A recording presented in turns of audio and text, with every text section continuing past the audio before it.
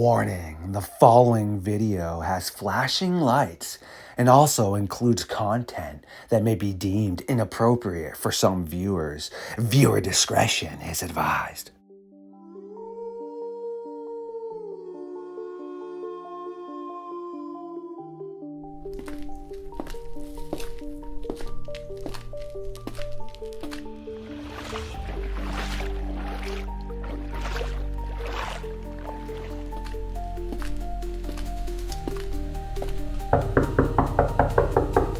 David Walker, and of course, Bigfoot's Barber Shop. I see you both have gathered the courage to venture into the darkness of the fox den and awaken LordeStarfox from his slumber. You even did bring me gifts. Wow, this is going to be delicious.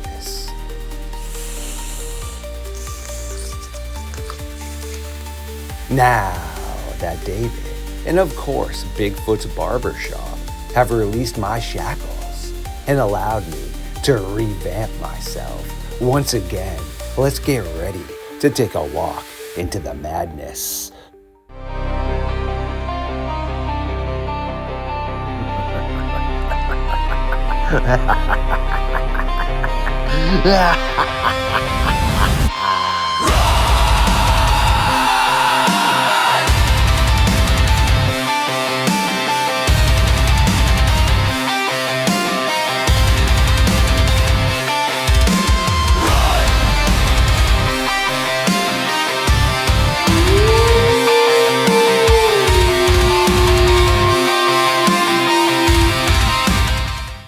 My creatures of the night. Once again, you are tuning in to Midnight Lycanthropy here on LordeStarfox Radio. We do have a friend of Richard McCandlish. You should recognize that name. You should also recognize the name Jody Cook in the North American Dogman Project, considering the majority of my squad is part of the NADP, including myself. Well, we have a friend and a researcher of both hanging out with us tonight. And of course, we do have Mr. Barber as always. David Walker, how are you doing tonight, man? I'm doing good, sir. How you doing? Excellent. Good to sit down with you. Get ready to dive into some pretty interesting content for sure. It's going to be a good one, man. Yes, it is. Well, how you doing tonight, Barber? I'm doing good. Mr. Walker, before we allow the audience to hear some of your really interesting stuff, some of the books you've worked on, your thoughts about the whole Dogman and werewolf phenomenon, especially considering you're down in Ohio, what got you interested in this topic? Oh, that's a very good question.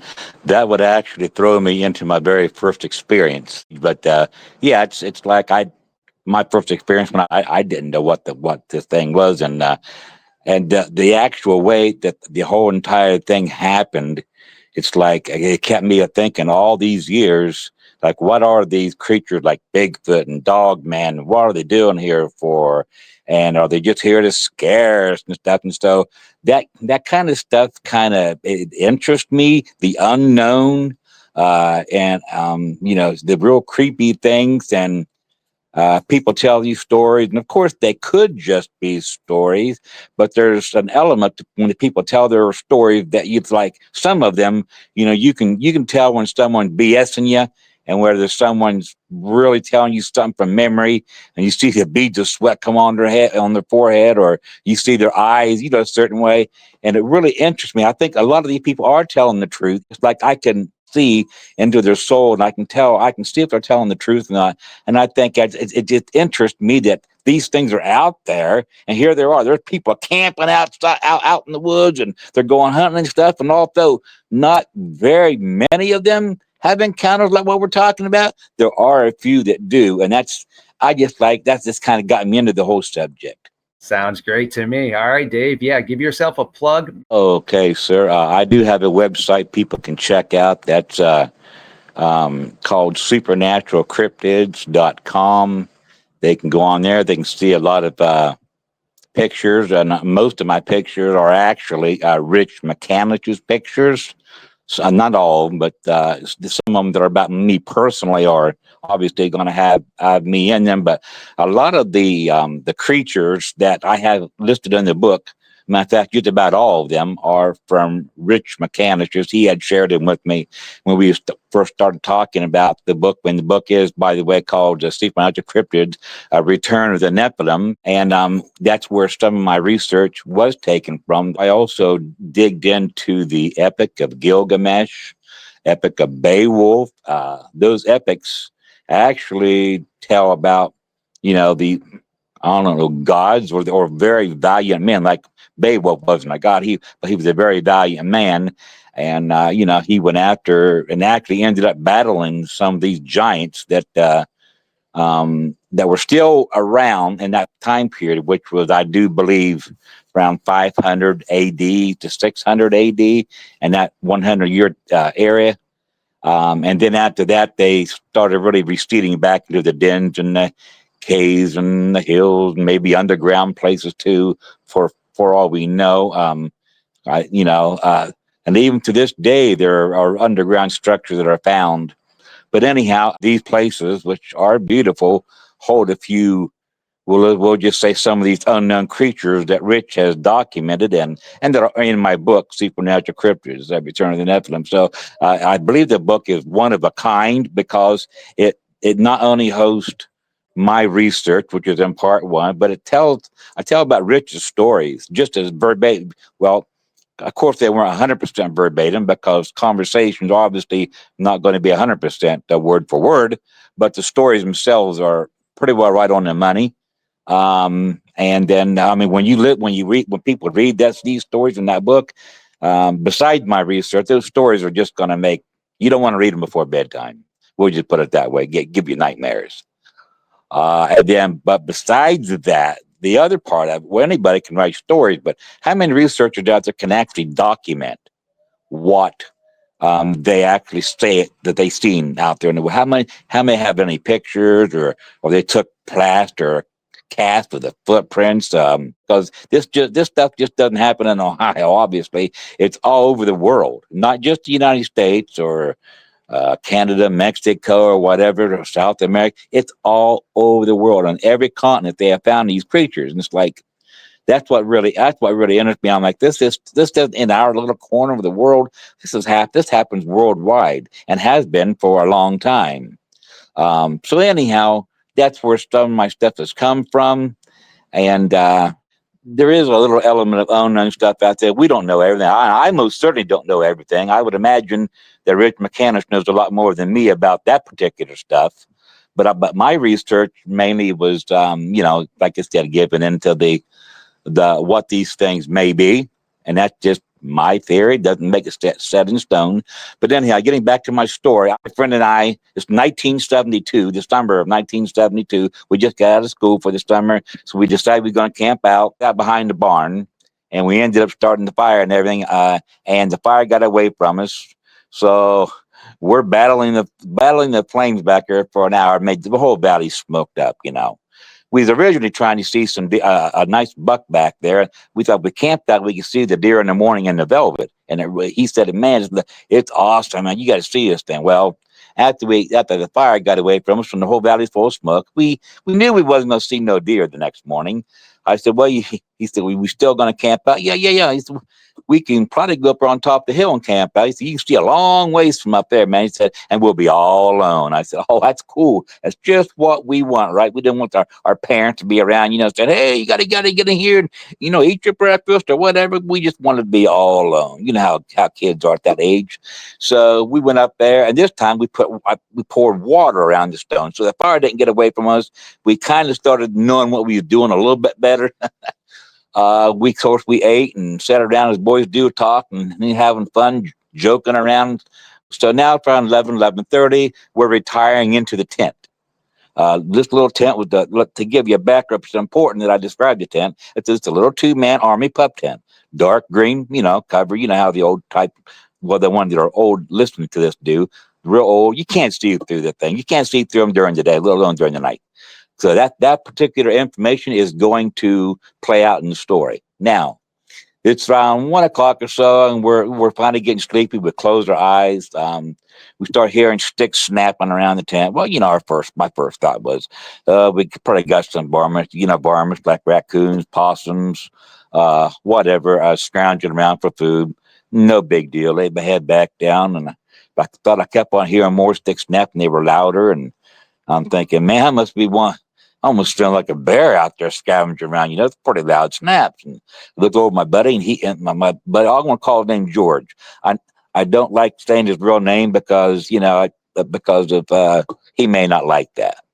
So we're going to call his name George. That's not the real name. So George looked at me and he says, he whispered, he says, "You hear that?" I go, "Yeah, I hear that." I goes, "I thought you said we supposed to be alone up here." "Yeah, yeah, yeah. We are. No one ever comes up here, man." I don't. I thought, what do you think that is out there? I don't know. At that particular point, this is what we hear. We hear, oh, oh. We are totally freaked out. We don't know what's going on. And I'm like, what? Like, yeah, and he's shrugging his shoulders, and pretty soon, boom, that tent smashed down. Here, he said, "Ow, man, I hurt." And I looked at him, I goes, "Who is that?" He goes, "I don't know. It could be my brother Dave out here. He might be trying to scare us." Oh, and then it made sense. He's a prankster. You know how brothers are. They try to prank you, pull jokes on you, whatever. Then I'm like, oh, yeah, yeah. And then just I'm thinking that, boom, the tent hits it down again. And this thing, even though I ducked and put my head on the floor of the tent, it hit me in the head too. And he goes, "Hey, he thinks he's trying to scare me. He's on the count of three. Let's roll out and scare my brother." I go, "Okay." He goes, 1, 2, 3. I jumped out of the tent. He stayed in the tent.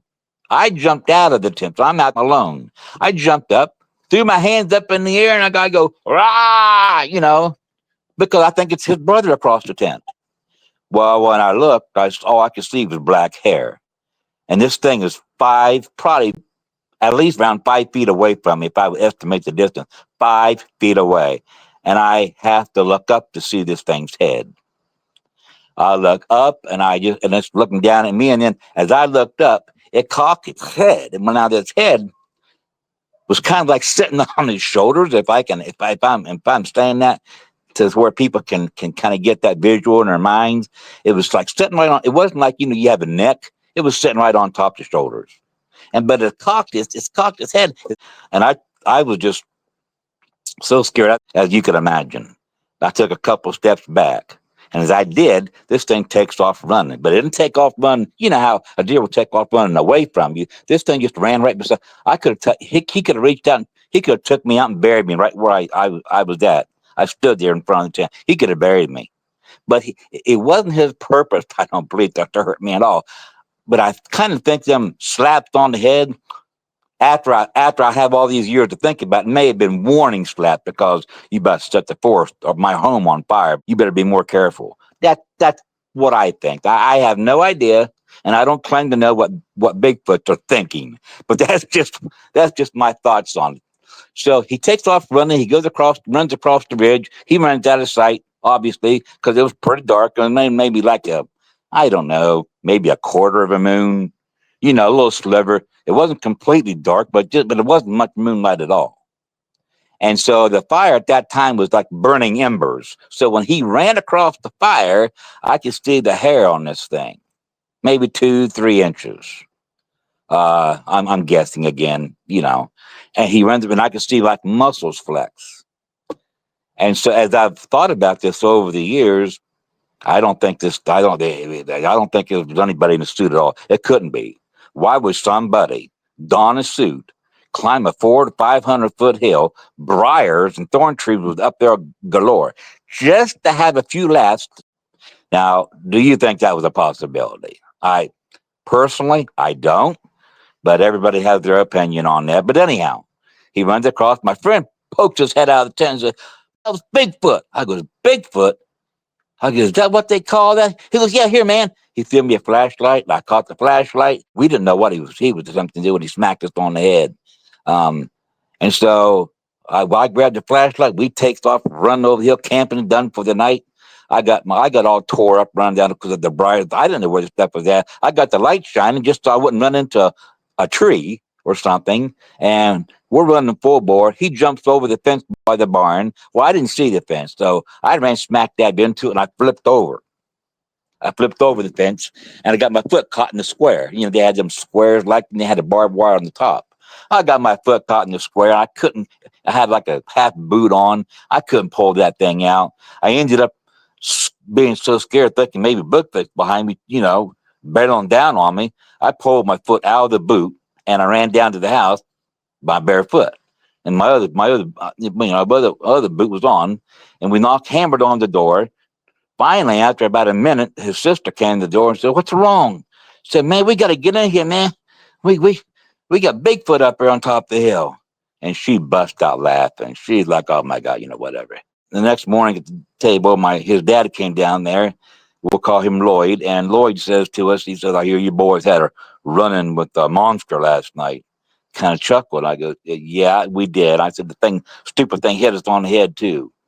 He should have hit you on the head. I said, yeah. I told him about that, and he shook his head. He goes, "Well, I seen the thing about 6 months ago." I go, "You've seen it?" He goes, "Yeah." And I looked at my friend. I goes, "Wait a minute, you knew, Justin George, you knew this thing was out here and we still camping out?" "Well, dude, that was 6 months ago. I thought it was long gone." The guy said, right. So anyhow, he described how they went out in the barn. He seen it in the barn. He had a gun with him, but it was too fast. He couldn't even get a shot at it, and it ran out the back of the stall door. They looked at the tracks. The tracks had three toes on the end of it, which he thought was very strange.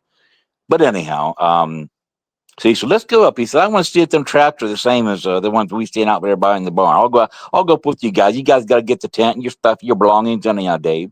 I go, "Yeah, right." So we went up on top of the hill with him, got to the tent and looked at the tracks or looked for tracks, and we instantly found one right there by the tent, about 15, I'm guessing 15 inches long. Again, this is 1972. I didn't have no cell phone to record a picture. We didn't have no plaster Paris.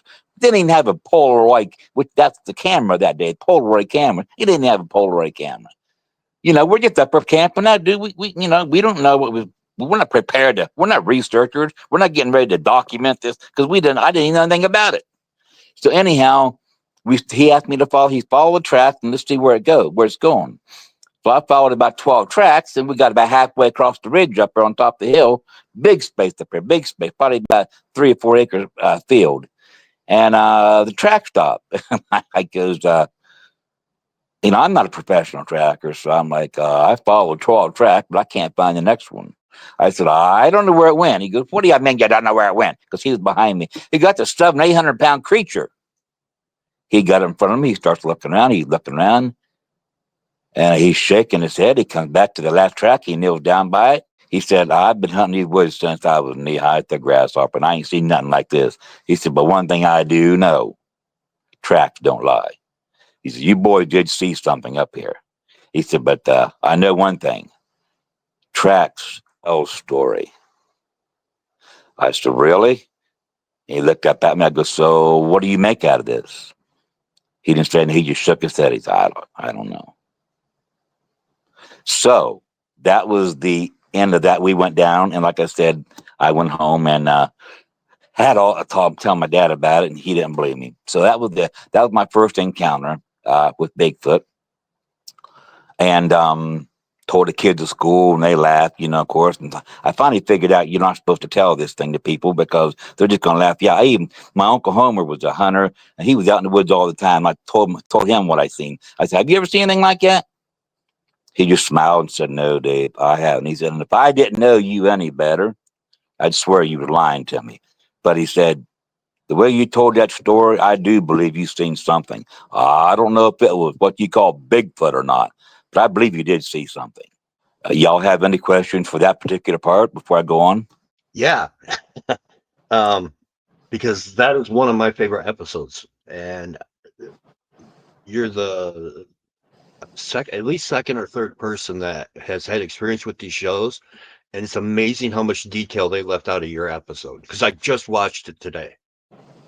and they didn't put half of what you were talking about in there. You know, the fact that you got thumped on the head and the growling, they made it just sound like it was walking around. You saw a shadow and went out.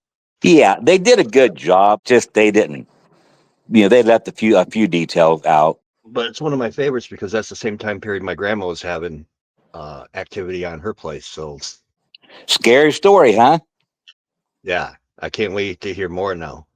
Now the next one, my next sighting wasn't until I was 25 years old, and I this one wasn't scary at all. I just saw that I was looking for deer going home from work. I lived out in a place called Mudsock. This was I know it's a town that if you blinked, you would actually miss it. One of those little tiny things out there on a long, long, lonely highway, 2-lane highway.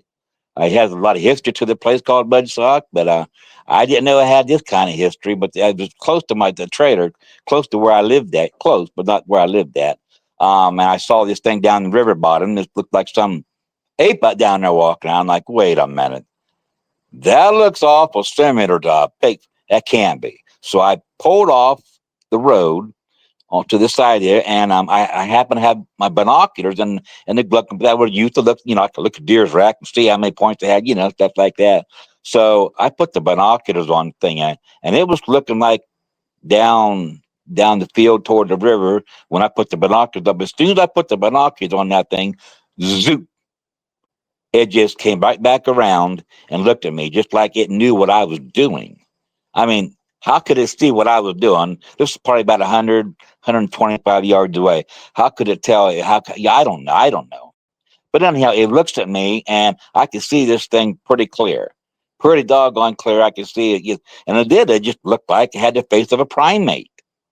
Um, and it had same kind of eyes, black eyes, but this Bigfoot was a little bit thinner than the other Bigfoot. The Bigfoot I saw was about 3.5 to 4 feet wide at the shoulders. This one was probably, I'm guessing, no wider than 3.5, maybe a little over 3 feet. But still, it's not what you call small, but it's bigger than a human. But it just wasn't a real thick Bigfoot. And anyhow, we stared at each other probably for about, I'd say, 20 seconds. I'm guessing. Not real long, but long enough that I got a real good look at the fella. And he turned around and then he just walked back into the woods. And I said, "It walked." Yeah, it walked on 2 feet. So someone said, "Oh, you just seen a bear foraging for food." Trust me, I had binoculars on this thing. It was no bear. And so someone said, "Well, maybe it was a person down there dressed in a Bigfoot suit." Possibility. Again, I just shake my head no because I know. But is it a possibility? The way that thing walked, it walked exactly like the other one, kind of like Randy. This one had a different walk to it. It was not a human. It was not somebody in a suit. That's my opinion, of course. For someone that wants to challenge that, I suppose they could. But they kind of had that same gait. I'm trying to say that Patterson film did. And I know everybody has seen the Patterson video. It kind of had that same kind of gait. Well, I'll put it that way. Um, and so anyhow, that's basically all there was to that sighting. There, nothing really, exciting about it, but it was a legitimate, sighting. And my other experiences I've had, I haven't actually seen the creature, but man, if you've been in the presence of these creatures, you know when they're there. It's just like there's a feeling that you just know when something just isn't right. Everything gets quiet, no wind blowing. It's just as still can be. And I was up in a tree stand where I lived out there in Mudsock about a year later, and I heard something come right to the tree, real late, just about dark. And I'm like, well, it's a deer. I got prepared to take the shot. I'm standing there, I'm saying, come on, buddy, come on. And it wouldn't come. It wouldn't come. Pretty soon it's getting darker and darker. I can't hardly see. I'm like, I ain't going to be able to see shoot this thing. And pretty soon, all of a sudden, the hair on the back of my head just started standing up, and I hadn't heard anything yet. And all of a sudden, I just heard it. Wah! I just a call like a wild cat, I guess. And you say, well, maybe that's what it was. And again, I'm not going to debate that.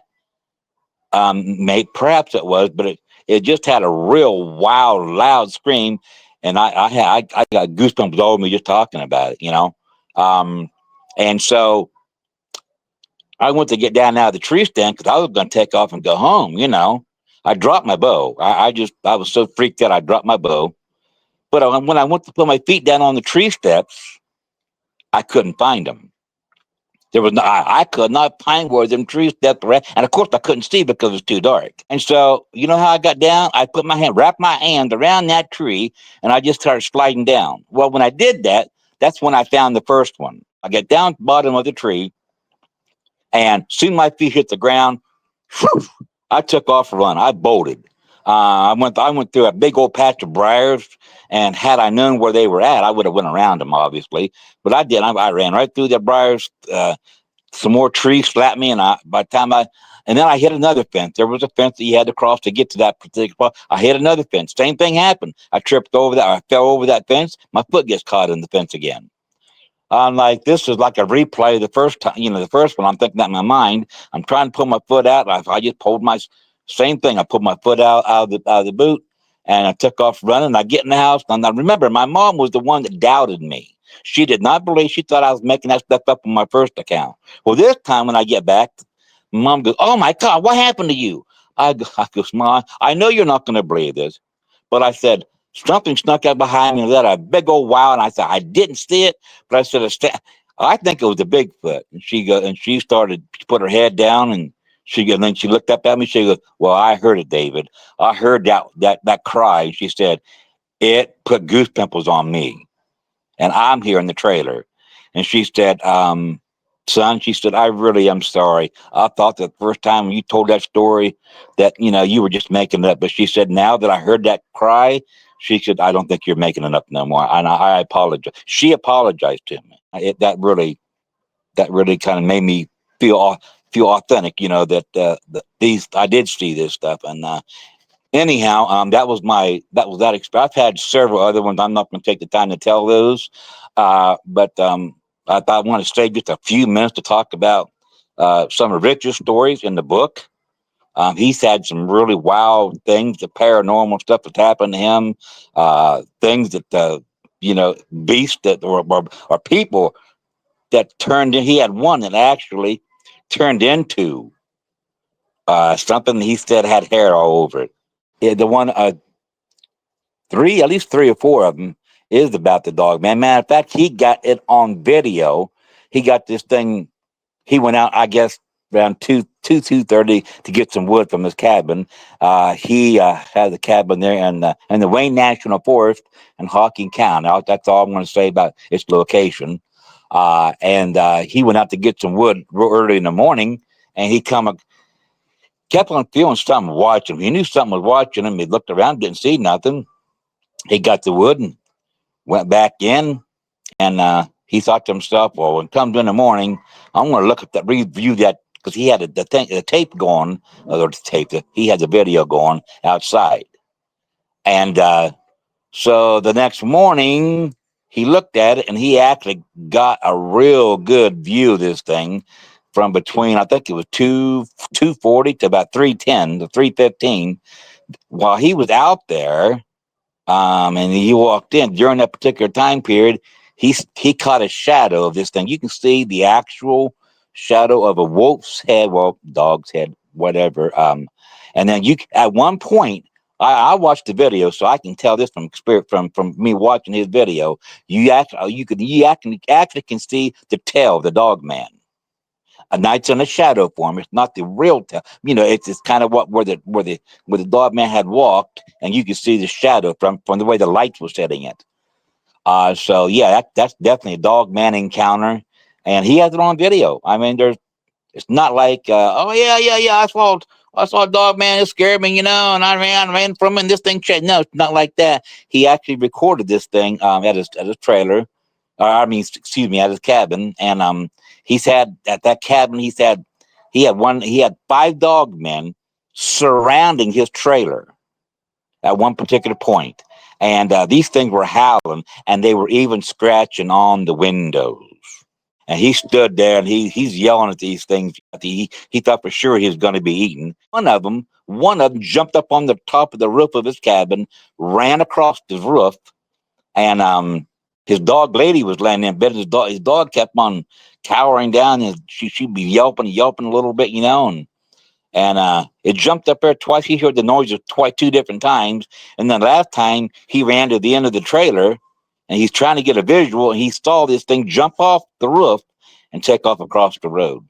So he knew that they were out there, and fortunately for him, the other ones left, and he said, "I was praying." He said, "Man, I was praying." He said, "No, I don't pray. I'm not a praying man." But he said that night I was praying that these things would get out of here and leave me alone. I mean, he got 5 of them, and to document that one too. At that particular time, the reason why he knew they were clawing on his windows was because he got a picture. He took a picture from his camcorder there, Sony High 8. He called it Sony High 8. He took a picture through the curtain of the silhouette of the Dogman, and you can see its ears sticking right above his head, and you can see the long snout on it. So this ain't no person out there. This was actually one of those dogmen that was already outside his window. Tremendous story. Rich just has when he first told me his stories, I thought, man, I don't know if I want to put them in the book or not. Nobody's going to believe them.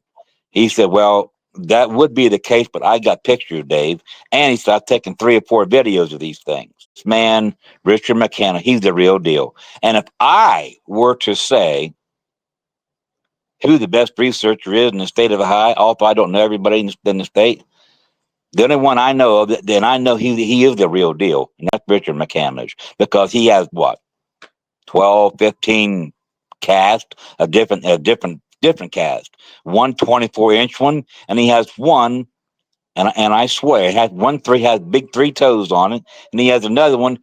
It looks just like what I would call a reptilian. It has 4 toes that just look like, I don't know, half sticks, half of your as long as your finger, but they look real weird, and then they got claws at the end. I just put me in the mind of a reptilian type of a thing. I don't know. I'm just guessing. I don't really know. And so yeah, Richard's stories are just off the chart. I mean, they are off the charts. He's been in he has a place out there close to his cabin. They call the Pit. Where I was telling you that thing changed from a man. He has a picture of the man. And then on another frame in the same video, this thing, you can see hair on it, and then it's just gone. I mean, you can't even really see it in the video, to be honest with you. But Rich was closer than the cameraman, and Rich said, I saw the thing turn into something else. He said, I don't know what. And it stopped behind a rock. It stopped behind a rock, and he pulled out. He had his gun in his hand, and he yelled at it. He yelled some obscenities at it. He kept on standing there. His hands were shaking, pointing at that rock, and nothing came out behind it. So finally, he walked around it. Nothing there. Now, this was during the ice storm. Anything, you've been out probably in the woods before and walked on a crunchy ice. If anything would have moved from that rock and ran up the hill, you would have heard it. Nothing. And then there was no tracks, nothing. So, in all practicality, Rich said, and so did his I talked to his cameraman too. He said the same thing. He said, this thing just up and disappeared, Dave. That was their words, not mine. Where did it go? It could not have ran up that hill without making a bunch of noise. So that's the one really good story coming out of the pit. Another one was what they called the white woman.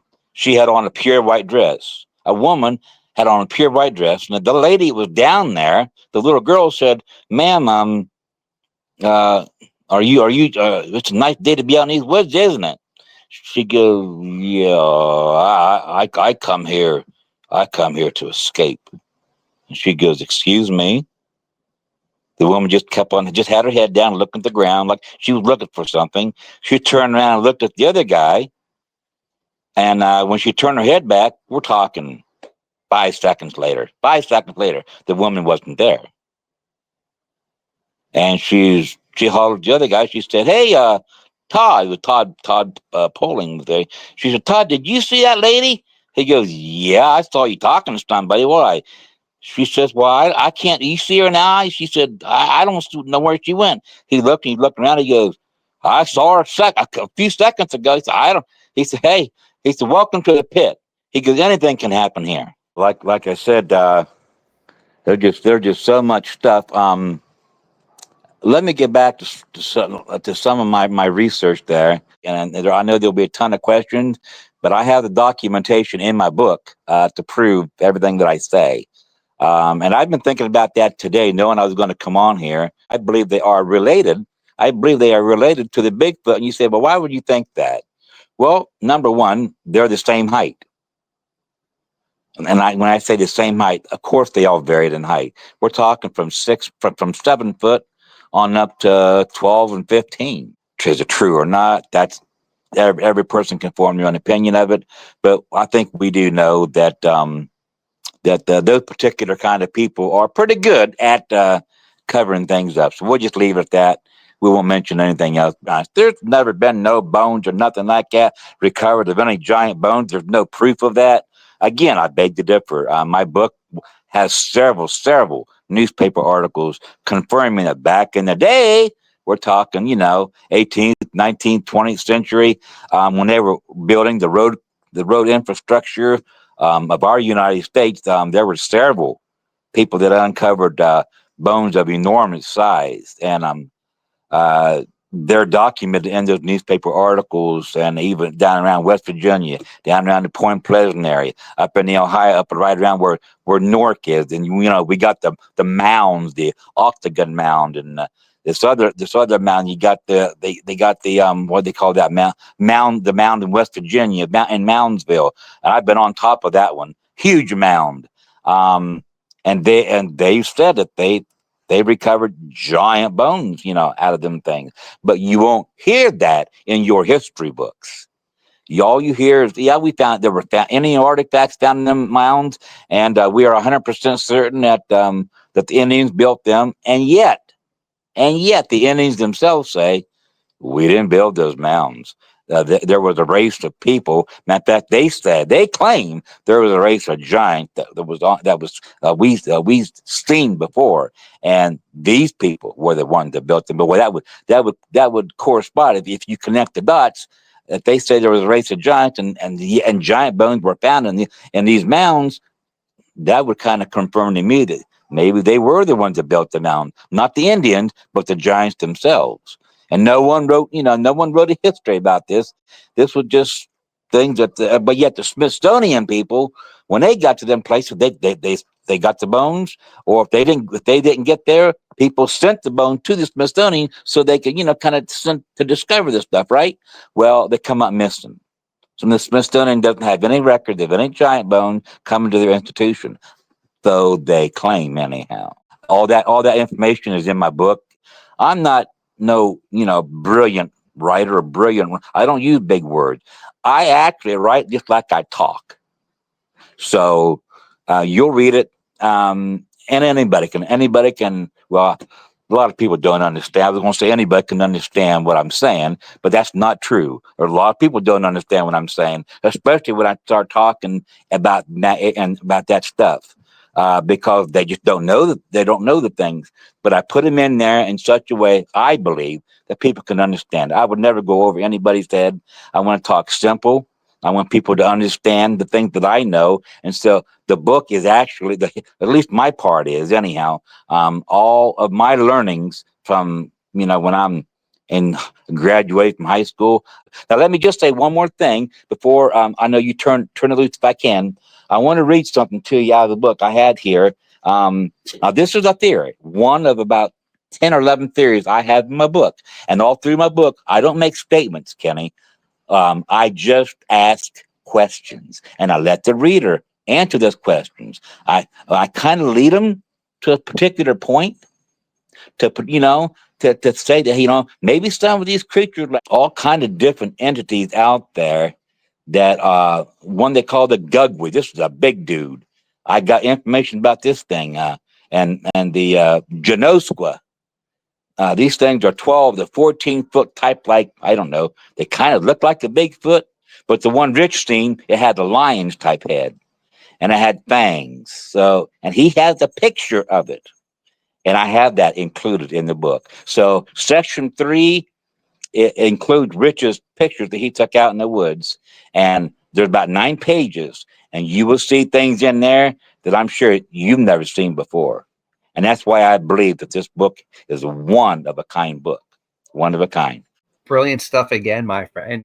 No problem, buddy. Well, Mr. Barber, you have anything for me? I am hoping, really hoping that we can make time and get together. Well, your encounter is one of my favorite. And with everything you've detailed now, and I think I have some stuff you'd be interested in, Bigfoot wise. I've got pictures of some 23-inch tracks. I got an 8-footer behind a tree, and so been in an active area for over 4 years, and so I'm hoping we can hook up and compare some notes. Yes, I'm hoping we can too. I just hope that maybe you guys can maybe kind of help me get the word out about my book. Like you said, we got the links and my website up, and people can go on there. And you can also go on Amazon, Barnes and Noble, Walmart website, just about any social media link, and find my book. I was just looking for it today. I thought, I wonder how many of these links they're on, and everyone I looked at. My book was for sale on. Whether they think it's factual or not, everybody has their own opinion. Like I said, nothing is set in stone. But it's you have to admit that everything I've said today to you guys is even though you may not understand it all, and I don't expect anybody to understand it all. I don't even understand it all. But it's food for thought. It's good food for thought.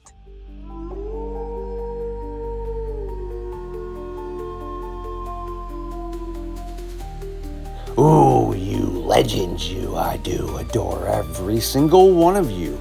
My creatures of the night. Please like, comment, subscribe, share the truth to the algorithm. And remember, there are things that go bump in the night.